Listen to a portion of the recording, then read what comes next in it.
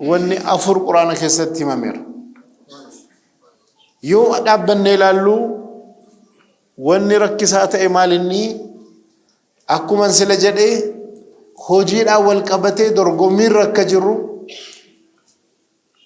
irraanfatamee hojjechuun qofti kaayyoo ta'e. Hojjechuun galma wahii gahuudhaaf gaafa sana dalagnu wanni lafa irratti mul'atu jira. Sanaa wajjinii wal dorgomsiisaarra muslimuma ta'uu keenya qofatu akka waa hunda fitneetti muslimni of ilaalee nu warra muslimaatu nassaramaa jedha. Nu warra muslimaatu jannata seenaa jedha. Nu warra muslimaatu olaantummaa argataa jedha. Alal ardal waaqee gaafa deemnu kan bakka hedduutti rakkataaru muslima, kan injifatamaaru muslima, kan ari'amaaru muslima, kan diinagdeen harkan jirre muslima, kan hojiinsaa bareedeen argamne muslima. Waa hedduu irratti dudubbeetti hafneerra. Biyya alamaa yoo dhaqxani warri godaananii biyya adda addaatti faca'an warra muslimaati. Biyyi immoo itti godaananu biyya kiristaanaati. Afaaniin immoo nutu caalaa jennee iddee hundatti dubbataara. Maaltu kana ta'e jennaan rakkina wayitu jira jechuudha. Hamma rakkina sana barreessirreessu nutti quraana keessatti rabbiin nu himeera. Maal jedhaa? Laysa bi amaaniyikum wala amaaniy ahlal kitaab man ya'mal su'an yujza bihi jedha. Akkasin hawwitanii miti jedha. Akka warri kitaabaa sun kiristaanaaf yahudaanis hawwanii miti jedha. Akka jarri fedhan sanas miti jedha. Maalinnaan man ya'mal su'an namni hojii gadhee dalage yujza bihi jazaa isaa ni argataadha. Duniyaattis ni argata, akhiraattis ni argata. Malee muslima waan taaneef dogoggora dalagaa hojii gadhee dalagaa ajriin isaa nutti hin dhuftuun jedhamu. Namni gadhee dalage ajriin gadheedhuma sanatti dhufti. Namni waan gaarii dalage waanuma gaarii sanatti dhufa. Warri kaanis yahudaanis nu yahudaa waan taaneef rabbii waa hundaan nu bira jiraa jedhan. Warri nasaaraas akkana jedhan. Warri mushrikaas akkana jedhan. Warri muslimaas kan immoo kan jedhame warra sahabaatiin jararratti bu'e. Laysa bi amaaniyikum akkasin feetan sanas miti. Wala amaaniy ahlal kitaab akka warri kitaabaa sunis hawwanii fedhan sanas miti. Man ya'mal su'an yujza bihi namni hojii badaa dalage namni hojii gadhee dalage akkuma dalage sanaan gadheen sun itti dhufti. Muslima waan taaneef niftu. Quraana keessatti gaafa laallu karaan ittiin dorgomanu karaan ittiin sadarkaa argatanu rabbiin nu lakkaahee kaa'eera. Jara kana waliin laalame tokkoffaa rabbiin maal jedha? Suuratul mujaadalaa keessatti rabbiin maal jedha? Ilmiidhaan wal qabsiisee maal inni ayaani? Yarfa'u Allahu alladhina aamanuu minkum wallazina uutul ilmi darajaat jedha. Darajaa kan argamu kunoo lama asitti lakkaawameera. Maal jedhame? Isin keessaa warri amaneefi jedha warra beekumsa qabu rabbiin darajaadhaan ol fuudhee jedhame. Maaltu ibsame? Waa lamatti ibsame. Tokko imaana, tokko beekumsa. Imaana qaba beekumsa hin qabu yoo jenne hin ta'u. Lammanuu wal duuka. Imaanni kun islaamummaa qofatti amanuus miti. Imaanni kun jireenya duniyaa keenya keessattis nam milkaahaa bakka kanan gahaa waanan barbaadeen argadhaa jedhanii amanuunis achi keessa jirti. Maaliif rasuula rabbii sallallahu alaihi wasallam hadiisaan maal jedhan? Rabbiin hadiisa al-qudsii keessatti akkana jedheera.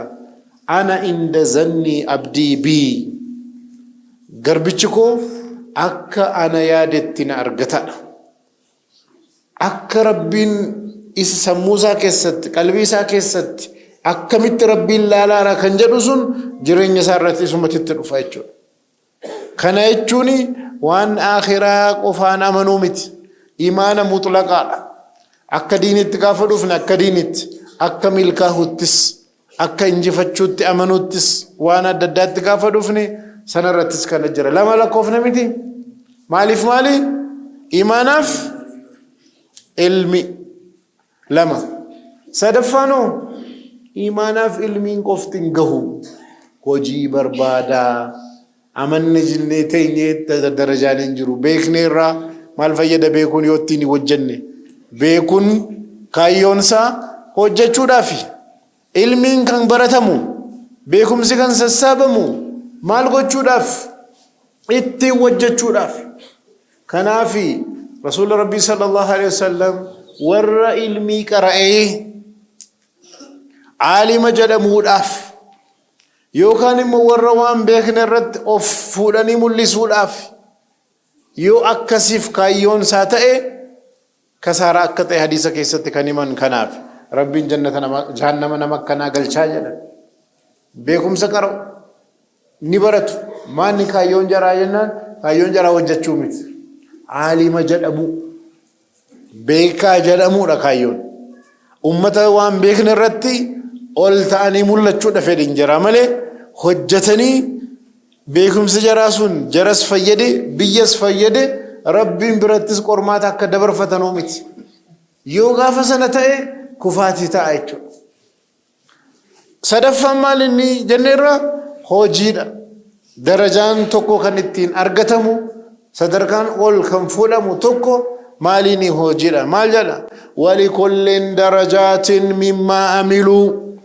hunduma jaraatiif darajaa rabbiin kaa'eera maaliin mimmaa amiluu waanuma hojjetaniin akkuma jarri hojjetan sana darajaa argatu namni xiqqoo argate bakkuma sana darajaansa guddaadhaan kan deemes akkuma sana mimmaa amiluu jedhe rabbiin miti hojjechuudhaa hojiidhaa wal qabata utuu hojjetin darajaa hawwuun hin jiru ta'anii nu akkasii warra ebaluutii warra akkanaatii warra sanaa kanaa yoo jenne yoo qabatamaan hin hojjenne hin jiru jechuudha sadaffaa afraffaan immoo maalinni qabsoodhaa jechuudha hojii hojjenne callifnee taa'uu miti hojii hojjechuun jijjiirama fiduun milkaahuun qabsoo barbaaddi maaliif duniyaa kanarratti nu qofaa miti kan jiru nama hedduu jira fedhii hedduu jira qaama hedduu jira galma hedduu jira hundinuu kan ofii qaba achirratti immoo sayxaanni jira achirratti immoo nafsiyyaan jirti achirratti munaafiqni jira achirratti immoo ummanni kaan jira hedduudha kan jiru kanaa waliin gaafa hojii hojjennu ofii wajjiniin qabsaahuu nafsiyyaa waliin warra diinii keenya gufaa adda addaatti fiduu barbaadu qabsaahuu barbaada kanaaf rabbiin haala kana keessatti maal jedhe waa'ee kanaatiin wal qabsiise ayaa quraanaa keessatti والذين جاهدوا بأموالهم وأنفسهم درجات جل ربي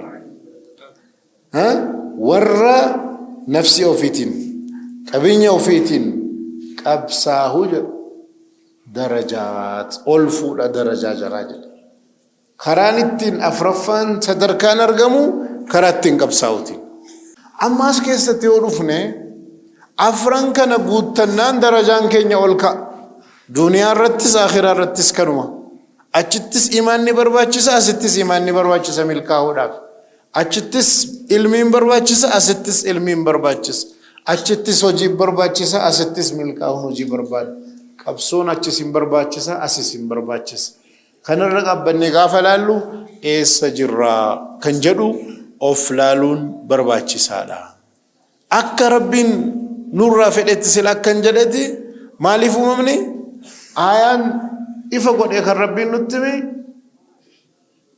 تبارك الذي بيده الملك وهو على كل شيء قدير الذي خلق الموت والحياة ليبلوكم أيكم أحسن عملا ليبلوكم أيكم أحسن عملا يروكمون الرانفتنا ليبلوكم أيكم أحسن عملا إسن قرماتشو بربادا إسن كيسا إنتو الرجال وجي بريدا دلقا الرجال ورد دلقيتو ددرك أرقتا sadarkaan darajaan kan dhufu warra caale caaluudhaaf immoo karaan jiru karaa afran kana hawwiidhaan caaluun hin jiru fedhiidhaan caaluun hin jiru ta'anii abjuudhaanis caaluun hin jiru hojjechuu barbaada amanuu barbaada ilmii barbaada qabsaahuu barbaada sana malee hin jiru jechuudha yoo akkanatti mul'anne malee caallee dhufuun hin jiru warri qara'uu hin barbaanne warri hojjechuun barbaanne keessattuu dhaloonni amma gadi dhufaa ol dhufaaru kun rakkinni maal inni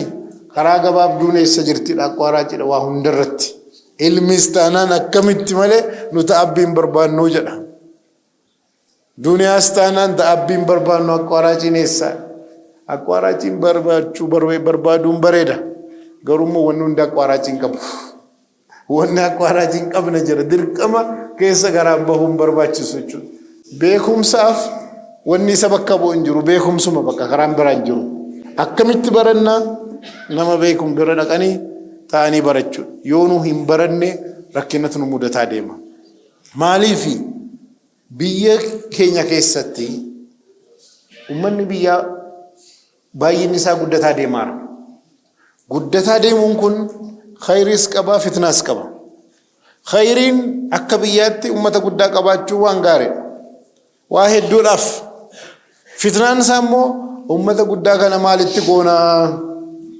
kan jedhu gaafa dhaabbanneedhaan yoo warri ulamaan qabnu du'aatonni qabnu hayyoonni nu qabnu nama finnee jara bakka buusaa hin deemne ummanni kun baay'atus jaahila baay'ataaraa jechuudha maaliif warri keessa baratee ilmiidhaan darajaat sadarkaa gahe waan adda addaatiin darajaat warri gahu yoo keessaa hirrataa deeme ummanni kun sirriirra hin jiru haala dhaabbannu keessatti dorgommiin kun ilmiidhaanis akkamitti darajaa irra geenya namni jiru of dhaabbatee ilaalee akkamittan kallattii hundarratti sadarkaa ol aanaa guddaa irra gahaa kan jedhu kana yaaduun dirqama keenya tokko tokkoon keenya maal naa qabattanii kaayyoon ittiin madaalamnu maalinni qormaanni sun hojiidhaa kan jedhu tokko lammaffaa hojiidhaan caallee argamne darajaa wayii sadarkaa wayii irra gahuudhaaf